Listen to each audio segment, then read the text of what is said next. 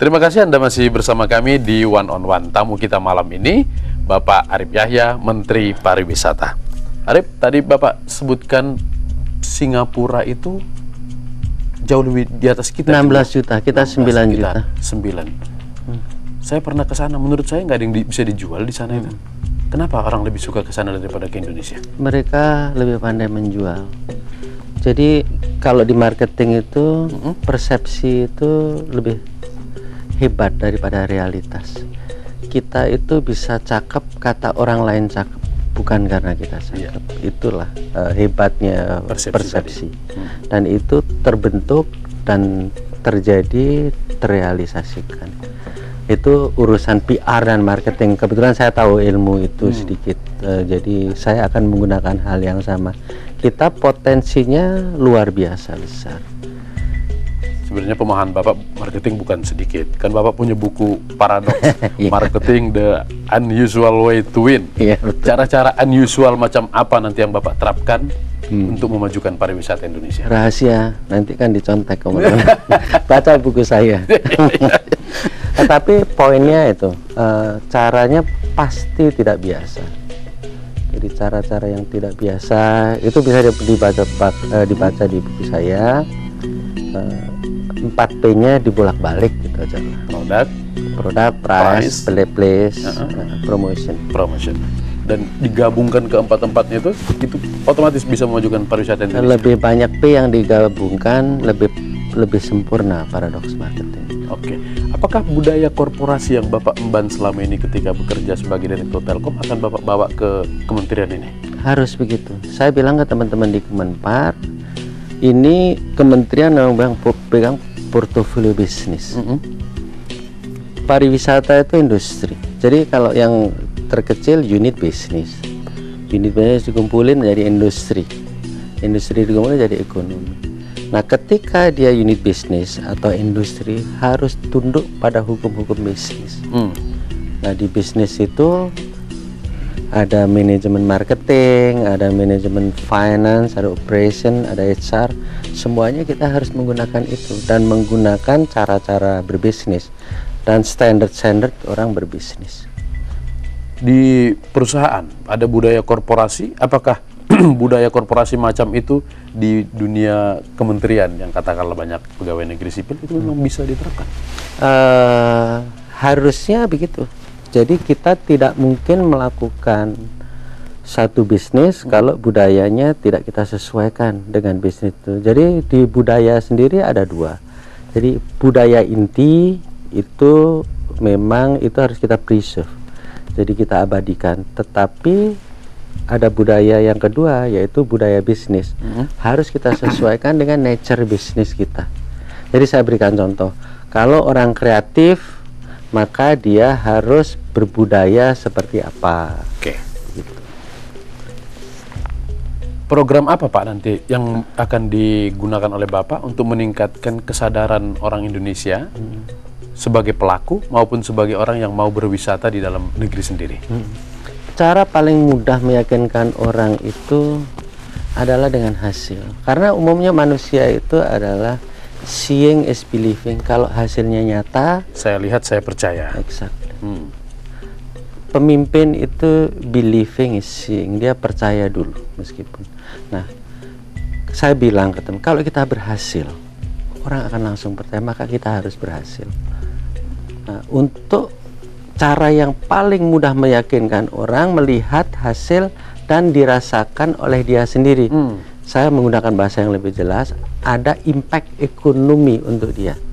Meskipun wisata itu tidak hanya economic value, dia ada social value. Tapi meyakinkan, oh orang kalau berpariwisata nanti cinta tanah air, itu biasanya dibuang sama orang. Saya nggak peduli, saya bisa hidup. Ya, saya akan yakinkan dulu economic value dari wisata itu. Saya janji di pidato sertijab saya dengan Bu Mari, saya bilang kalau ada bupati dan dia sangat serius dengan pariwisata, saya akan bantu. Tapi kalau bupati atau wali kota itu tidak serius, saya tidak akan pernah bantu. Karena yang paling menentukan di satu daerah itu adalah CEO-nya. Nah itu. Jadi nanti kalau saya bantu orang yang tidak niat, nah itu kemungkinan berhasilnya akan kecil. Nah itu berbahaya untuk saya. Karena orang nggak percaya lagi nanti, oh pariwisata juga nggak bisa. Artinya walaupun Bapak melihat pariwisata ini sebagai sebuah bisnis, tetap saja ada kesadaran bahwa sebagai kementerian atau pemerintah hanya sebagai regulator dan fasilitator. Exactly. Jadi kita itu, tujuan mega kita itu kan membuat ujungnya, membuat orang sejahtera. Kekuatan kementerian itu ada dua, dia punya kebijakan dan punya keuangan melalui APBN-nya. Kebijakan dan keuangan ini sepenuhnya untuk meningkatkan industri. Orang-orang pemerintah pasti tidak berbisnis yang akhirnya akan mensejahterakan rakyat. Ini Bapak seperti mengutip pasal 33 berarti ya, sumber daya alam Indonesia untuk hajat hidup orang banyak. Dan Bapak yakin bahwa pariwisata ini maju di satu daerah, semua rakyat, tidak hanya pelaku-pelaku utama yang akan terbahagiakan atau teruntungkan? Yakin, karena sudah terbukti. Jadi gini, kalau kita debat nggak ada ujungnya, kita bicara statistik saja. Dari statistik mengatakan 10% orang di dunia itu bekerja di pariwisata. Statistik juga yang menyatakan bahwa industri pariwisata itu bisa meng-create tenaga kerja 6 kali lipat dibandingkan manufacturing. Itu statistik. Kita sudah melihat Bali begitu maju dengan pariwisata. Apakah untuk uji coba untuk seeing is believing tadi itu ada satu kota atau kabupaten tertentu yang Bapak jadikan pilot project? Kelihatannya tahap pertama tidak begitu. Tahap pertama adalah begini. Saya akan memilih daerah-daerah yang sudah hampir pasti sukses karena 3A-nya itu. Karena ada aksesnya, attractiveness, dan amenitiesnya. Kenapa begitu?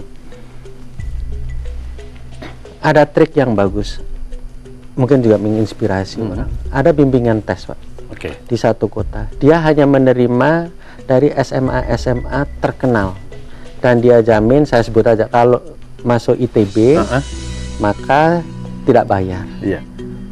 Karena dia hanya menerima orang-orang dari sekolah hebat. Otomatis tinggal poles. Exactly. Untuk selanjutnya dia punya standard. Dan standard itu karena sudah berhasil, saya katakan seeing is believing, udah berhasil kan, udah pasti. Karena tanpa masuk ke dia pun udah akan lulus. Sudah akan lulus. Tanpa saya sebut SMA-nya kan, Bapak udah tahu. Sama. Kalau saya melakukan sesuatu yang tingkat keberhasilannya rendah, itu berbahaya. Ini namanya quick win. Saya tulis di buku saya itu. Pemimpin baru itu hendaknya memilih quick win. Quick win itu apa? Quick win itu adalah satu program yang likelihood-nya tinggi, kemungkinan untuk tercapainya tinggi. Meskipun impact-nya tidak terlalu tinggi, apalagi impact-nya tinggi.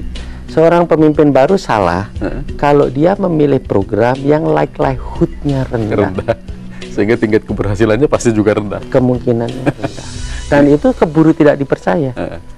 Kalau saya sering bilang gini, kalau Nabi, untuk kita kan kalau jadi pemimpin, kalau di pariwisata saya punya anak buah 2000, meyakinkan orang. Kalau Nabi dulu orang nggak percaya, beliau keluarkan mukjizatnya.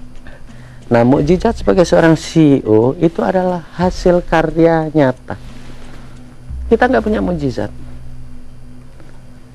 Ini teknik-teknik promosi yang sedang Bapak terapkan ini? Kalau ini teknik leadership management, itu di buku yang satu. Di buku yang satu? Buku apa itu? Biar buku Great Spirit, Grand Strategy. Bagaimana kita bisa mendrive, dan pemimpin itu kan kalau ada followernya.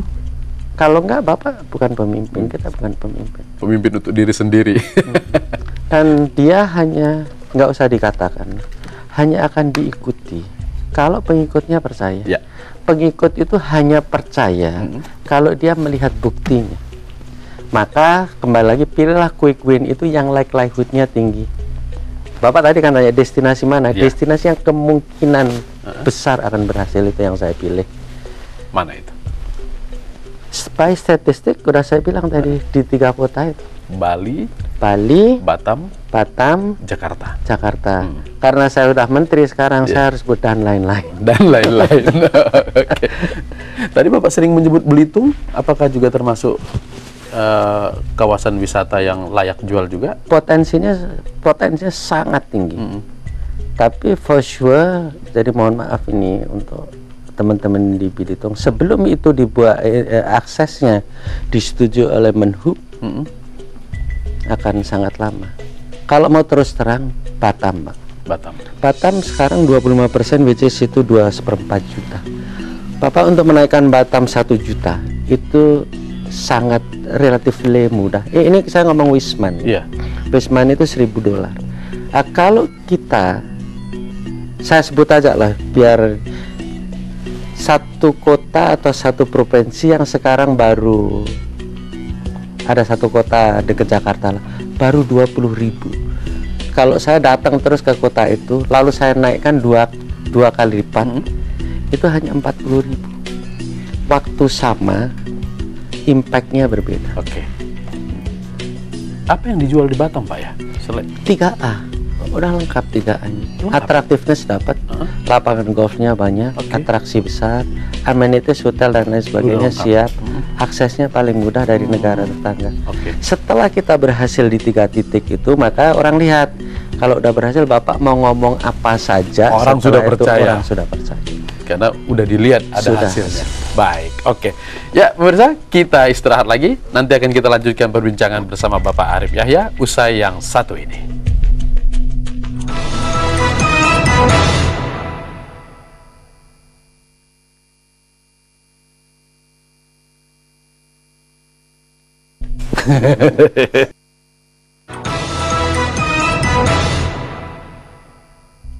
Kita sampai di segmen terakhir One on One malam ini bersama Menteri Pariwisata Bapak Arif Yahya. Pak Arif, tadi kita dengarkan di pengantar sebelum kita dialog, Bapak punya 30 penghargaan ya? Mulai bermacam-macam sebagai CEO, marketer dan segala macam. Apa sih kiat sukses Bapak? Iya, pernah anak ITB tanya juga ke saya jawab, inspirasi terbesar dalam hidup saya itu ibu saya. Ibu Bapak seorang guru atau apa, atau orang yang mendorong Bapak menjadi sukses itu kenapa?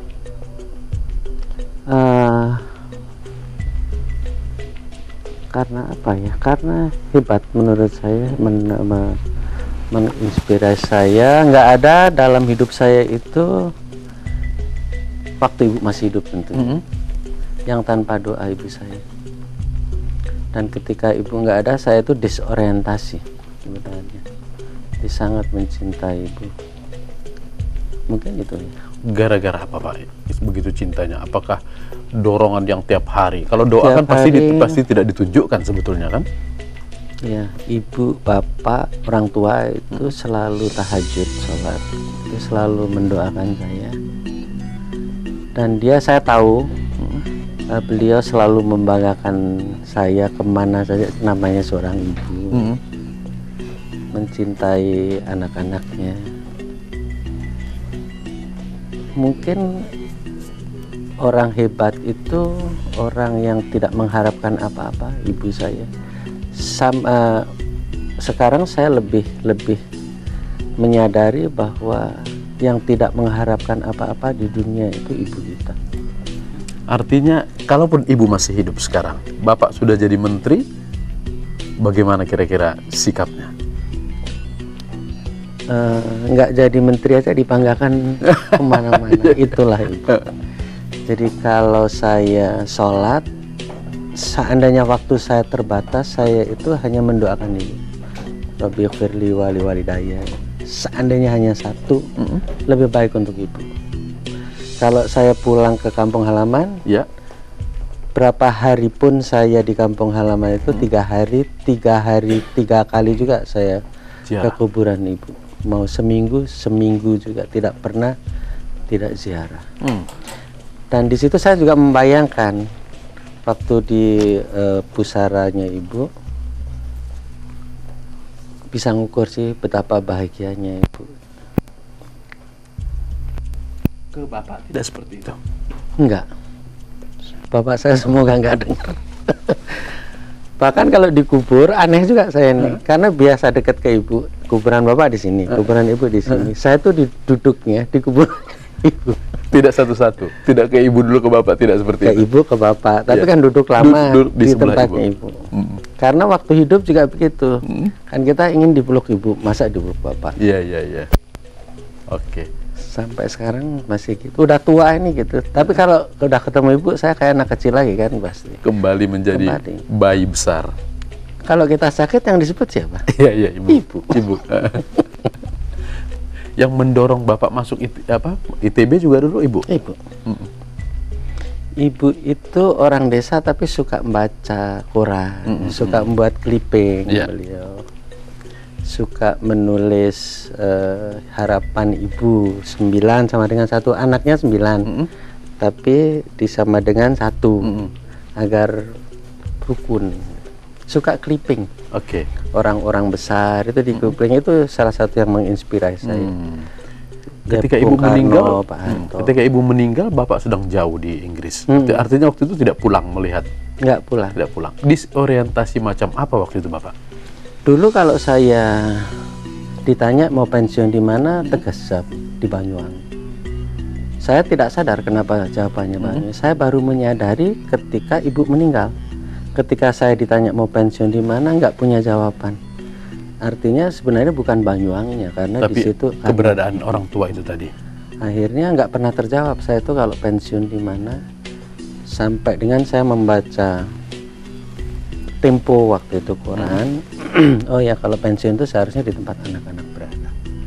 Baru saya kalau gitu orientasi hidup saya sekarang untuk yang masih hidup adalah ke anak-anak saya.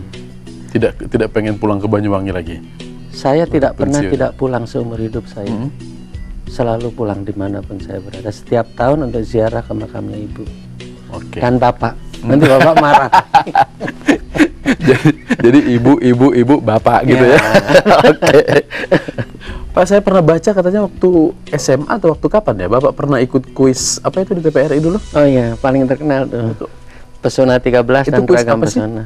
Itu tebak-tebakan. Lagu? Nebak kata-kata panjang, kata-kata ini dengan gerakan, terus satu kata diarahkan. Mungkin sekarang nggak ada ya. Jadi Pesona 13 sama Ragam Pesona. Sama Ragam Pesona itu yang nyanyi-nyanyi? Ada nyanyinya. Emang bapak suka musik? Enggak, pendengar aja. Pendengar. Musik apa yang bapak suka? Apa aja yang enak-enak. Cenderung pop lah, cenderung pop. Di luar musik, hobi bapak yang lain apa pak? Olahraga. Olahraga apa? Golf, tenis, lari lah, jalan-jalan. Apa makna terbesar dari olahraga untuk keseharian bapak? Saya tulis di buku juga, untuk menjadi orang yang sempurna perlu 4R yang bagus. Raganya bagus, rasionya bagus, dia sehat, dia pinter, rasio, rasa bagus, pendengar musik yang bagus. Sebenarnya di situ ada inovasi, kreasi dan lain sebagainya. Ruhnya bagus, sholatnya bagus. Sholat bagus. Kalau nggak 4R itu orang tidak akan sempurna. Artinya sesama manusia bagus, ke atas bagus, dan kepada diri sendiri yang raga tadi itu juga diperbagus. Apa pesan bapak untuk Indonesia supaya lebih baik? Mungkin yang lebih mudah, jangan kalah dengan Malaysia. Kalau Singapura boleh? Paling enak yang itu dengan Malaysia ya. Kalau itu kita bisa bersatu. Bapak pengagum Bung Karno jangan-jangan. Kita harus punya sparring partner. Dan itu akan membuat semangat kita dan kebersamaan kita pak ya. Betul pak. Kalau kita tidak punya common enemy, kita akan seperti ini. Itu yang paling menurut saya. Oke lah, kalau mau menggunakan bahasa yang tidak guyon, bersatulah, harus solid kita. Solid. Sebagai bangsa Indonesia, semuanya untuk bangsa Indonesia. Otherwise kita akan dikalahkan. Tetapi cara termudah untuk membuat kita bersatu itu, ciptakanlah common enemy. Dan untuk dunia pariwisata, Malaysia. Baik, oke. Pak Arif, terima kasih sudah bersama di One on One. Mudah-mudahan menjadi inspirasi bagi banyak orang. Ya pemirsa, demikian One on One malam ini. Saya Latif Siregar mewakili kerabat kerja yang bertugas mengucapkan selamat tahun baru 2015 dan sampai jumpa. Terima kasih.